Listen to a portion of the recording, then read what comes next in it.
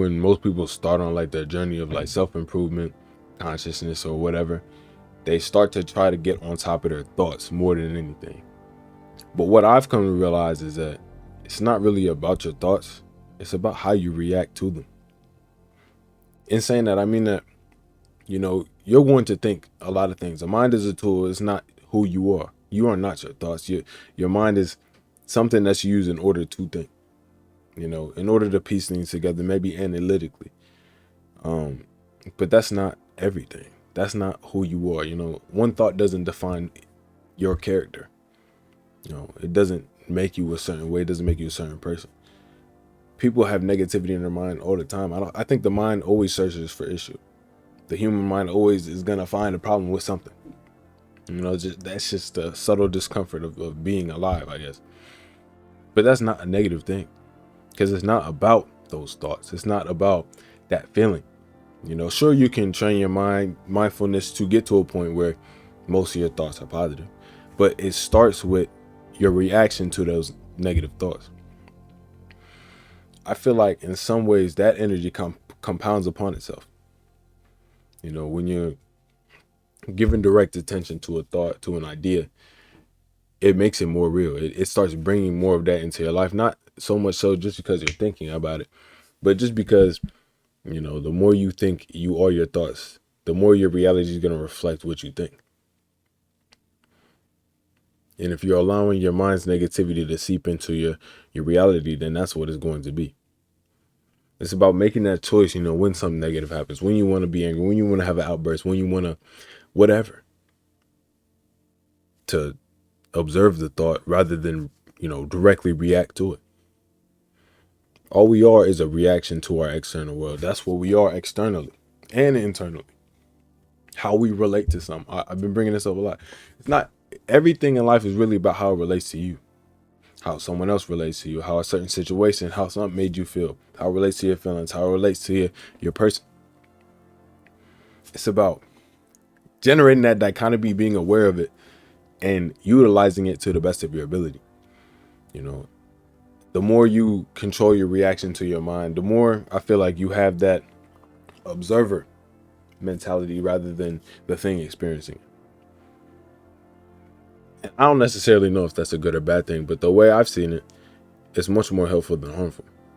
Sometimes you have to put yourself in that third person perspective in order to mitigate some of the stress of the situation. If your mind's within a situation, oftentimes it makes the situation harder. When you're working from the rationale of your emotions and your volatile feelings rather than, actually analyzing how you should proceed with whatever, then you often get outcomes that aren't necessarily befitting. It's about controlling the reaction. Control the reaction, you control the person.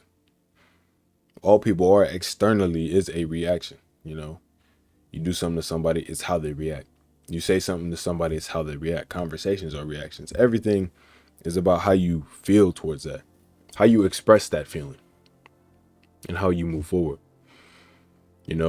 Some people will, I don't know, like I'll just talk from my experience. Whenever I'm down, I'm not just gonna necessarily sit in that sadness.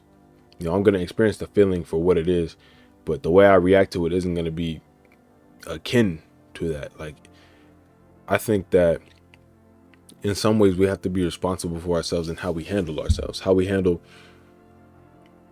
in terms of our own care.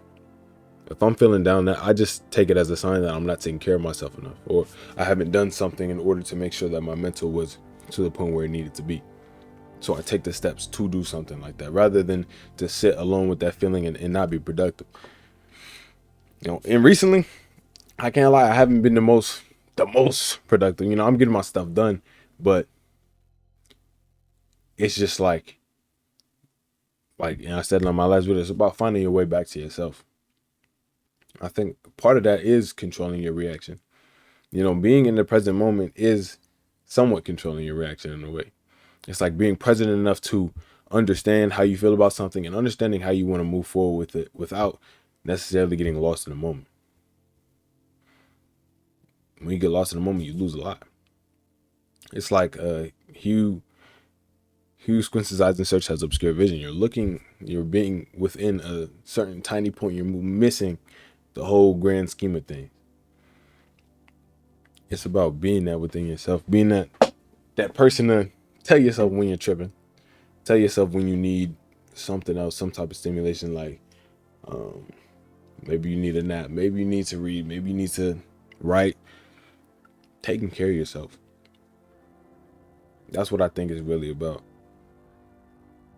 I feel like it's too easy nowadays, even with how prevalent like self-help culture is, to kind of start thinking your mind is who you are. And I feel like that's where a lot of people get trapped, because they can't, I don't think it's that easy to get your mind to a point, at least initially, where you feel like you're controlling your thoughts, or you feel like your thoughts are befitting of who you want to be or the path you want to embark on.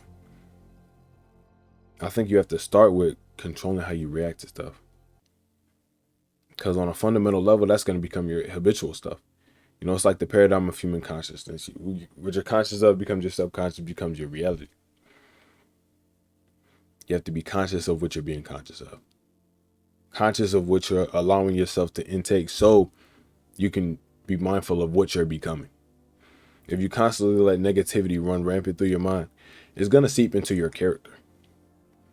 People who have endured tough times for long periods of times tend to express that negativity of that time far after it. Not to say that things aren't bad and people shouldn't react negatively, but to say that we hold on a lot. And part of it is because we're not being conscious of what we're conscious of. Our mind is a sponge. We have to be safe what we consume, what we allow to seep into it. Sometimes you don't have that kind of control, and I understand that. But for the times that we do have the control, I think it should be used to the best of our ability. The mind is not a console. It is a tool that we use. It's not who we are. It's part of our articulation. I feel like when I'm most present, when I'm most in the moment, I'm not thinking at all. I'm not thinking about what does this thought mean. I'm within the moment. But at the same time, I'm understanding what I'm doing. I'm present enough to control my actions without thought, without direct thought. Like, I'm not like, oh, I want to talk to this person this way, I'm going to say this. It's just a flow. And part of it is about getting in that flow state, that no mind. I think a lot of philosophies tend towards that idea of getting to a point where you don't have to try to be like good or yourself, or, it's all about finding your genuine self and finding out who you are, and just cultivating that expression to the extent that you wish to, and to the extent that your hopes, dreams, aspirations, or whatnot actually tend towards that something. Like, in my experience, like, I love philosophy, and I feel like just that overall possession of my mind, that mental space, has turned the way I express myself since a young age, since I started meditating and all of that. It's altered the way I am as a person, just because it seeped into my character. It seeped into it. And if I was obsessed with certain negative aspects of life, because there were times where I was, more negative. There was times where I wasn't necessarily taking care of my mental health. And I can see where that impacted my relationships and everything else. And I know it's not that easy. It sounds, it sounds good at the end of the day, but I think it all starts with your reaction. And if you feel like you can't control your reaction to a certain circumstance, I feel like meditation is a good first step. Detaching yourself from your mind to the extent that, you can watch things unfold. You can understand your feelings to the extent where they're linked to your thoughts. And once we figure out that, and once you're able to control your thought and control your feeling, your reaction's akin to feeling sometimes. Once you figure out that feeling, I feel like feeling is everything. When you feel successful, you tend to have success. In my experience, once I started feeling like my channel was good, once I started feeling good about my expression, myself, it started to grow in ways that I hadn't even thought of.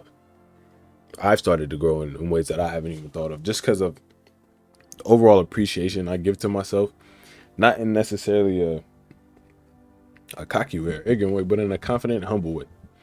Like, realizing that there are no grounds for comparison other than me. Like, it's always going to be me versus me. It is. It's my experience, my potential. No one else can live out my potential for me. So it's up to me to go get it. It's up to you to go get it. And as much as I realize that, it's about how you react to your thoughts, not about the thoughts inherently themselves. We all have thoughts that escape us, or thoughts that we don't necessarily assign ourselves with.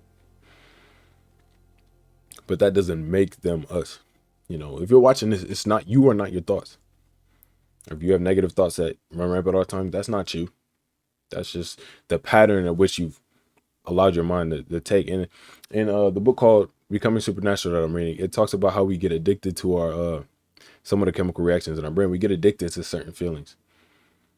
And it's about having that conscious mind to control the reaction, to control the chemical reaction in a way. Like, if you typically respond in a certain way, that typically gets you in a worse pocket. Like when people are sad and listen to sad music, I understand this. I understand this to some extent because I've done it myself. I get it. But if you're doing that, like that's an everyday thing. That's a all-encompassing thing. It's becoming habitual. I feel like that's an addiction to the certain reaction, especially if you inherently know that you don't want to be in that space. So all in all, it's about being intentional with the way you allow yourself to be, in regards to your reaction, in regards to the emotions provoked by your thoughts or the thoughts provoked by your emotion. It's about the intentionality and learning, to control all dimensions of yourself in order to be comfortable with your expression. And if you're watching this far, thank you so much. Thank you. It's honestly very surreal to see the community that you guys have just generally built up. But I'm getting to know each and every one of you. Love y'all. Appreciate y'all more than anything. I'm honestly just more than grateful. But I was grateful before I even, amassed anything. It's about that gratitude. It's about, having faith in yourself to do what you want. And realizing that, sometimes it's not selfish for you to want something. It's about self-care. So take care of yourself, guys. I really appreciate all of you who watched the video. If you're new here, how you doing? I hope you enjoyed. Yeah. Thank you.